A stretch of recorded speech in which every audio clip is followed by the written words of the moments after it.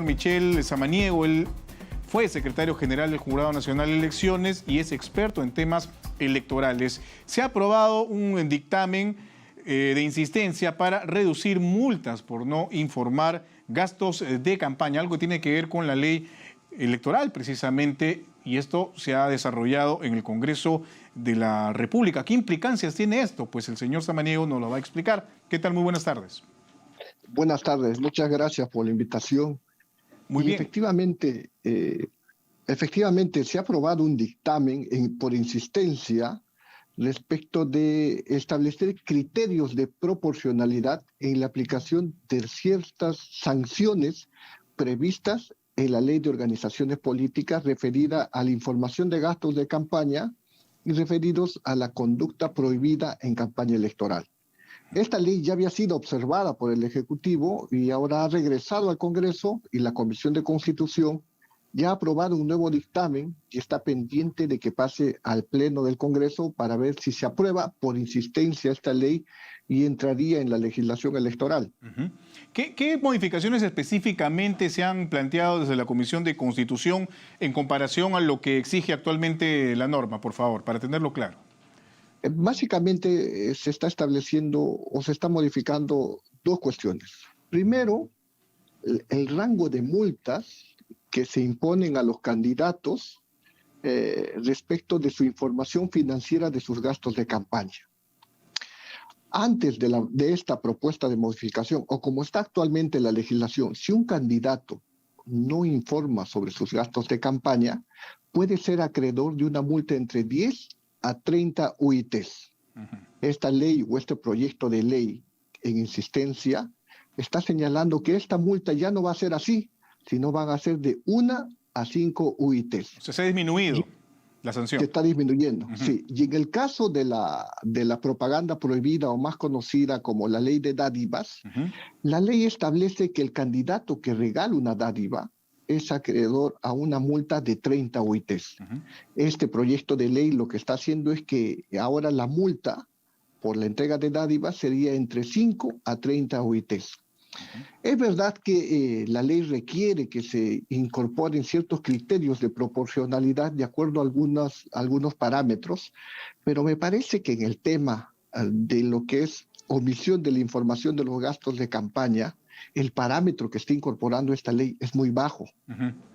Imaginemos un candidato presidencial que no rinda sus gastos de campaña, puede tener una multa de 5 UITs. Desde ese punto de vista es menos costoso o es más factible para el candidato omitir declarar y pagar la multa que entregar la información financiera respecto a su gasto de campaña. Y esto alimenta sin duda las malas prácticas que ya todos conocemos lamentablemente en campañas electorales, ¿no? Por ejemplo, temas de montos, financiamientos, precisamente en procesos electorales, manejos poco claros del dinero que ingresa a un partido político, y esto definitivamente también tiene que ver con el origen del dinero o de qué personas aportan a las agrupaciones políticas para que eventualmente, en un futuro, si es que se llega al gobierno, se llega al Congreso, pues tengan que, como se dice en criollo, pagar favores.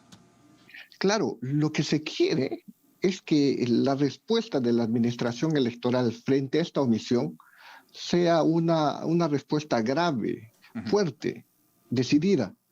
Pero ahora con estos rangos de 1 UIT a 5 UITs, lo que me parece que fomenta es que los candidatos tengan más incentivos para no presentar sus gastos financieros durante su campaña electoral. Y a mí me preocupa eso.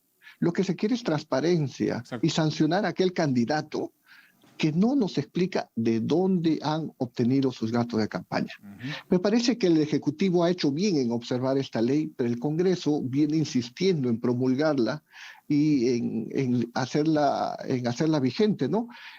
Cuestionable también porque son juez y parte finalmente, ¿no? Porque digamos que los integrantes de la Comisión de Constitución y de hecho los integrantes del actual Parlamento provienen de agrupaciones políticas que están vigentes, que están en actividad, y obviamente los va a beneficiar si es que se disminuyen las sanciones. Es probable que muchos estén con este problema de no haber entregado su información financiera. Ojo, que es verdad que se requieren criterios de gradualidad. de acuerdo al candidato. No es lo mismo un candidato presidencial que un candidato a una municipalidad distrital. Se requieren rangos para poder aplicar esta sanción. ¿Usted cree eso? Pero, Más bien no sería mejor que la ley sea para todos igual. O sea, una dádiva es una dádiva, sea candidato a no, la no, no, presidencia o, no, o, no, o no sé, o me gasto de refiero, campaña en general. no. Lo que está incorporando la norma son criterios de proporcionalidad para imponer una multa a aquellos candidatos que no entregan su información financiera y por otro lado está incorporando criterios de proporcionalidad para aquellos candidatos que entregan dádivas. Ujú. Entonces, en los candidatos que no entregan información financiera, la ley ha establecido, este proyecto está estableciendo algunos criterios, si es candidato presidencial, candidato a la alcaldía, candidato distrital, qué población, el rango de gastos de campaña efectuados, etcétera, etcétera. Me parece que sí es conveniente establecer algunos criterios de proporcionalidad, pero reducir tan drásticamente las sanciones no me parece adecuado Ujú. y reitero, me parece que fomentaría que los candidatos no presenten sus gastos de campaña en los procesos electorales. Y de hecho hay un antecedente, si mal no recuerdo, de repente usted nos puede ayudar en eso, en la campaña del 2016 se excluyó a un candidato a la presidencia precisamente por un tema de dádivas, ¿verdad? Claro, efectivamente, el El señor señor Acuña. César Acuña fue excluido por un tema Ujú. de dádivas. Entonces, a partir de ese caso, se hicieron más precisiones en la ley, Ujú. se fue modificando hasta finalmente llegar a esta modificación que pretende, en este caso de las dádivas, establecer también criterios de proporcionalidad. Claro. ¿Usted considera que es un retroceso lo que que quiere aprobar por insistencia? Me parece que en el tema de la información financiera de los candidatos, sí, Ujú. porque no se puede reducir tan drásticamente las sanciones en estos casos, ¿no? Se tiene que fortalecer, se Claro. tiene que obligar a los candidatos a que transparenten sus gastos de campaña. Ujú. Toda esta información que debería entregar las agrupaciones políticas o los candidatos, ¿a dónde normalmente se dirige? ¿Cuál es la institución que se encarga de, digamos, de la revisión, de la supervisión de esto? ¿El Jurado Nacional de Elecciones o la OMPE o el jurado es el que se encarga finalmente de sancionar? Por favor, un poquito, si nos pudiera explicar ese proceso. Bueno, en lo que se trata de los gastos de campaña, los candidatos deben presentar sus gastos ante la Oficina Nacional de Procesos Electorales, en específico a la Gerencia de Supervisión de Fondos Partidarios. Si la información financiera está de acuerdo a ley, pues bueno, no tienen ningún problema. Pero si incumplen o presentan tardíamente, se someten a una multa actualmente de 30 UITs que puede ser recurrido en apelación al Jurado Nacional de Elecciones. En el tema de las dádivas, si un candidato regala una dádiva o entrega una dádiva o promete una dádiva, es el jurado electoral especial el que puede multarlo o excluirlo. Ujú. Y contra lo que resuelve un jurado electoral especial, también se puede apelar al Jurado Nacional de Elecciones, quien en última instancia decide. En conclusión, los fondos de campaña, en primera instancia ve la OMPE, es la que supervisa, controla e impone sanciones, Claro. y el tema del control de la entrega de dádivas son los jurados electorales especiales. Muy bien. Solamente para culminar, señor Samaniego, ya que usted es experto en temas electorales, se está debatiendo también en la Comisión de Constitución el retorno a la bicameralidad, pero, por ejemplo, se ha alertado de que esto tiene relación o tendría relación con un paquete adicional de modificaciones en nuestra Constitución. Una de ellas tiene que ver con que eventualmente el Congreso o el Senado, en este caso, podría acusar a los titulares del Jurado Nacional de Elecciones, la Oficina Nacional de Procesos Electorales, la RNEG, o sea, instituciones del sistema electoral que son constitucionalmente autónomos. ¿Qué le parece a usted esta discusión, este planteamiento, esta iniciativa que se da?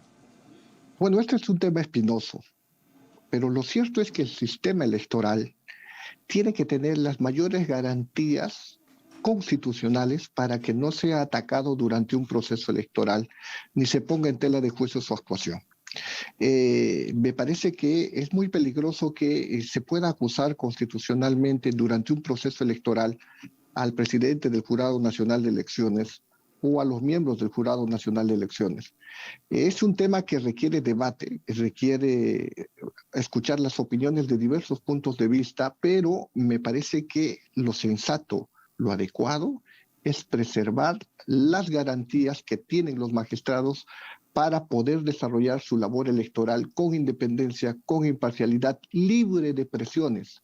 Porque finalmente los partidos que están en el Congreso son juez y son parte a la vez, ¿no? Claro.